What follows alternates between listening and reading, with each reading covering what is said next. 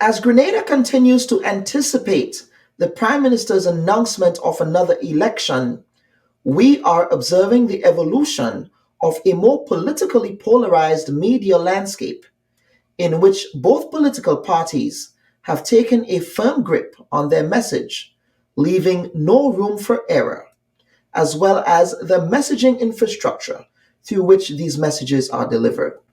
They have come to rely less on journalists to tell their stories, and sometimes see the news media as an extension of their public relations infrastructure.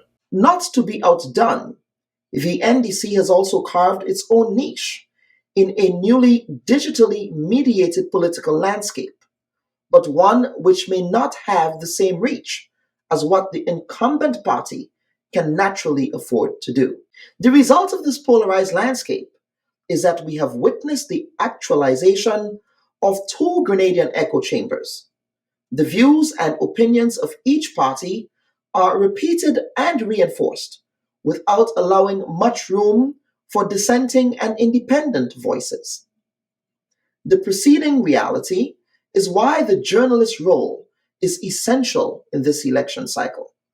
But I'm afraid, given how low the standard that some of our veteran journalists have sunk, with the penchant for publishing thinly sourced and poorly researched articles that passes as news stories, or the blatant lack of preparation that others put into hosting what is supposed to be defined as serious news content, that Grenadians of all political stripes and shades, who deserve to have a well-rounded view of the issues from all sides, may be hard-pressed to find serious journalism that fact-checks claims made by politicians and their apologists.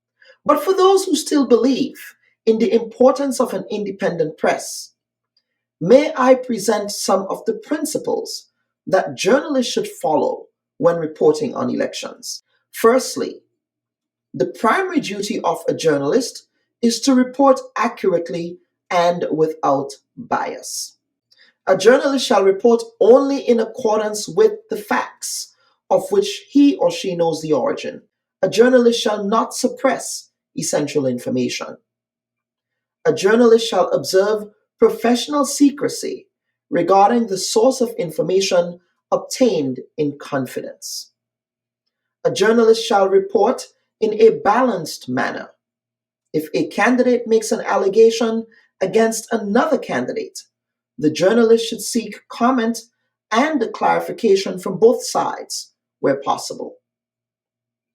A journalist shall do the utmost to correct any published information that is found to be harmfully inaccurate.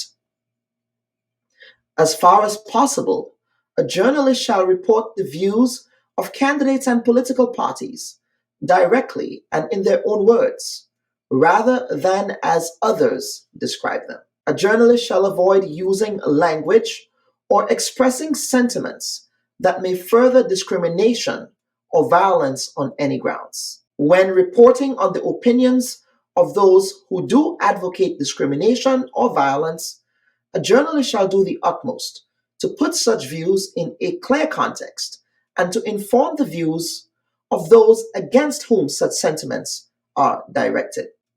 A journalist shall not accept any inducement from a politician or candidate.